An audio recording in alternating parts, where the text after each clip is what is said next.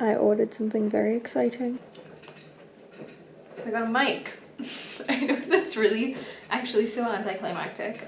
You probably thought it was a new camera. I basically just want to like limit my purchases this year. Like I don't want to buy unnecessary things.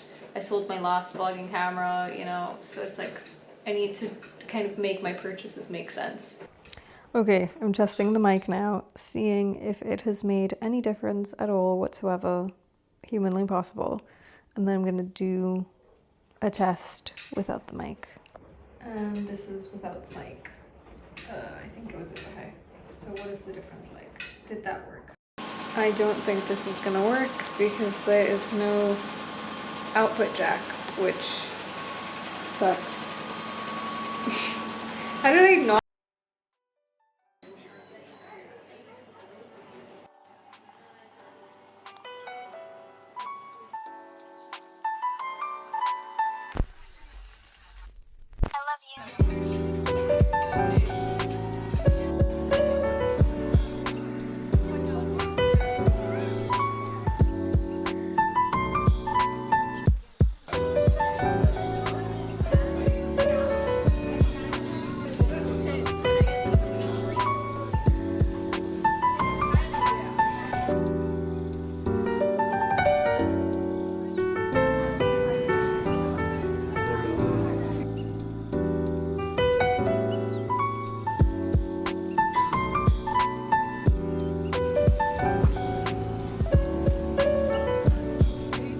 So I'm currently reading The Secret History.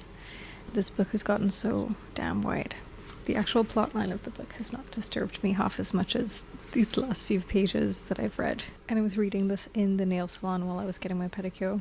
I ended up going with a bright yellow, by the way. This book is just so well written, like it's so well paced as well. I thought it was much older than it actually is. I think it was written in the 1990s. So actually there's quite a lot of like relevance to this day and age. The author of this book was very like low-key into fashion because she mentions a lot of like high-end brands, like she's talking about Jean Paul Gaultier and Cartier, but the actual plotline of this book is based around the death of this guy called Bunny. His full name is Edmund, but I think even in the first few pages you know that his friends are somehow involved.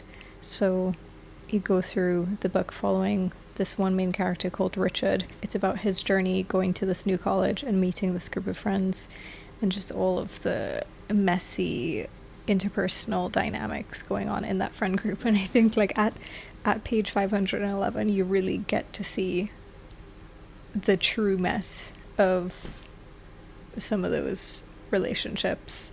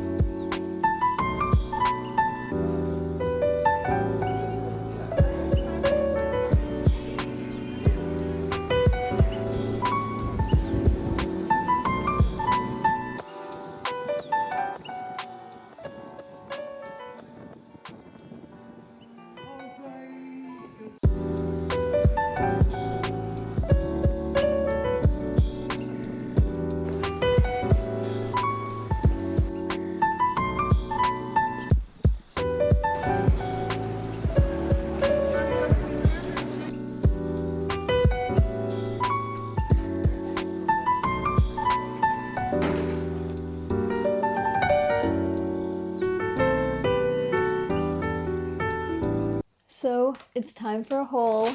I am back from all of my errands. I did chill on the couch and became a vegetable for like a good hour.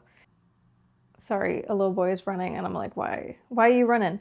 Anyway, so I went to Hodges and Figs, and I also went to Fallon and Burn, and I went to Boots as well. First and foremost, I got Once Upon a Broken Heart by Stephanie Garber. This is a trilogy. I decided just to get the first book, just to start it off and see how I enjoy it. This book is, I'll just read the back for you because I actually can't remember. For as long as she can remember, Evangeline Fox has believed in happily ever after, until she learns that the love of her life is about to marry another and her dreams are shattered.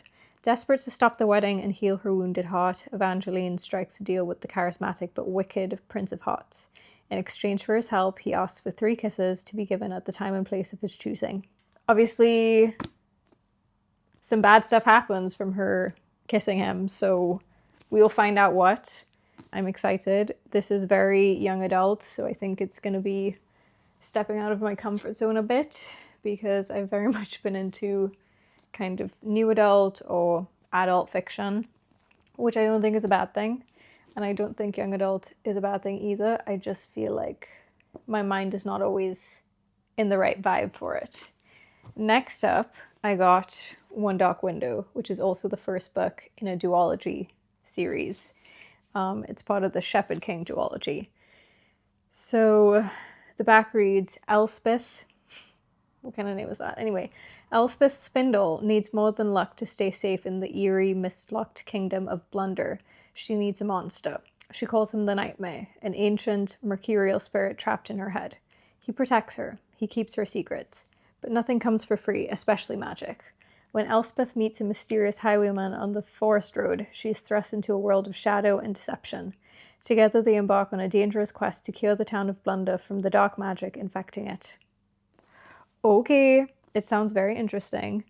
Again, I think this is another young adult novel, but a bit more dark and creepy, and I think the vibes for this book are very like kind of gloomy, wintry. I got a trilogy.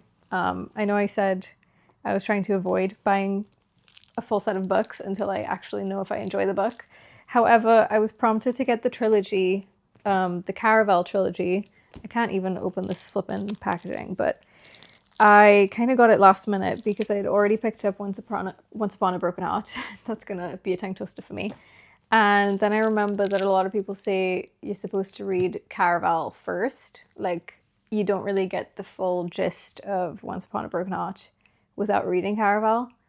So I just was like, let me push through, and I'm gonna read these first, then Once Upon a Broken Heart. Then if I enjoy this, I might pick up the other 2 books. Same with this one. But that's my rationale for getting all 3 when I did not pick up the full series for these other 2. I don't know if that makes sense. It makes sense in my brain, but my brain works differently. This next book is very different from these other 2. It is Ocean Vuong. I'm very much butchering that. I'm so sorry. On Earth We're Briefly Gorgeous. This is more of like a beautiful book. I don't know if that's making sense, but I just remember seeing clips of different pages from this book, and it was lyrical. It was kind of like Circe by Madeline Miller, kind of that vibe. I'll read the back. I actually don't know what it's about. This is a letter from a son to a mother who cannot read. Written when the speaker, Little Dog, is in his late 20s, the letter unearths a family's history that began before he was born. It tells of Vietnam, of the lasting impact of war, and of his family's struggle to forge a new future. And it serves as a doorway into parts of Little Dog's life his mother has never known, episodes of bewilderment, fear, and passion, all the while moving closer to an unforgettable revelation. Like, I just love a well-written book nowadays. I think it's the true mark of like growth when you actually appreciate the writing of a book equally as much as the plot. I think when I was younger, I was more of a plot girly. Didn't really care too much about writing, but I think now it kind of like when writers repeat words or repeat phrases, oh, he grimaced and he smirked and stuff like that, I'm just kind of triggered by it. And I feel like in The Secret History, people are never repeating words. I'm learning new words every single page, and I'm like, Jesus. So I'm determined to finish that book today, by the way. I also picked up randomly Magnesium and CoQ10. I think this is like the cheapest version I could get. It's the Boots brand because I heard in combination they apparently supposedly reduce the frequency of migraines, and I've been getting a really especially bad flight of my migraines lately. So anything I can try, I will try.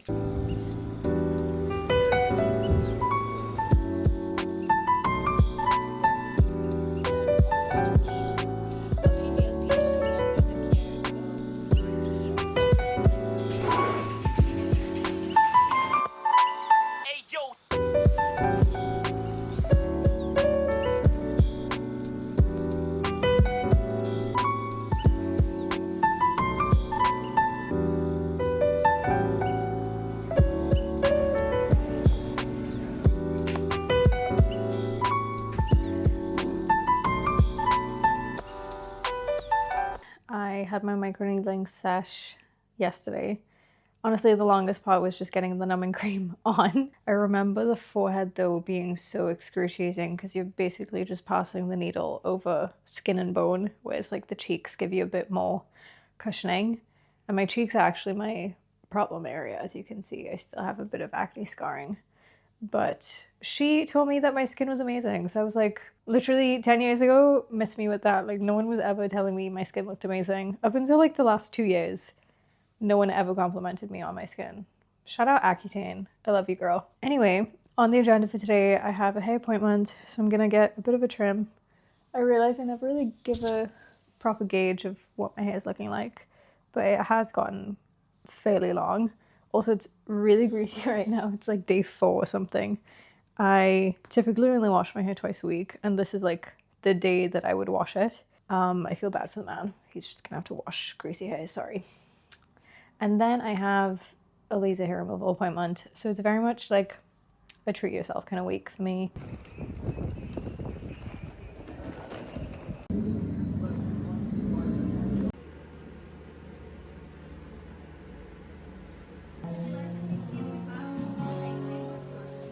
I just recorded a whole set of clips only for me to realize that my mic was turned off the entire time. It'd be like that sometimes. This is my hair. It's all nice and bouncy and very wavy, and they are my cute little curtain bangs. On the agenda for today, I actually don't have anything planned. So I'm just gonna hit up Brown Thomas, do a bit of browsing. I don't have anything I'm super keen to find. I think if anything, I might look around for like a pair of dress shoes. I have some boots and stuff, but I think for the conferring ceremony, I might want like a closed toe kind of heel. Nothing too crazy. My dress also should be coming in today. It's like very simple, dark brown dress, kind of satiny material. It's short, but like I think on me it will sit longer because the model obviously was quite tall. And then I will be wearing the gown over it. So I picked up these shoes from Stuart Weitzman, and then I went over to House of CB mainly to try on dresses to see how the fit was. I looked so snatched. It was so tightly fitted, but so nice. And then this is my graduation dress. I tried it on with the shoes, wasn't loving the fit, so ended up getting it taken in, returned the shoes, picked up these ones on the left just for the summer, not for the graduation. And then I grabbed some donuts. I also started reading On Earth We're Briefly Gorgeous. It was so heavy, I put it down and started All This Twisted Glory. And now I'm back in Limerick. Thanks for watching.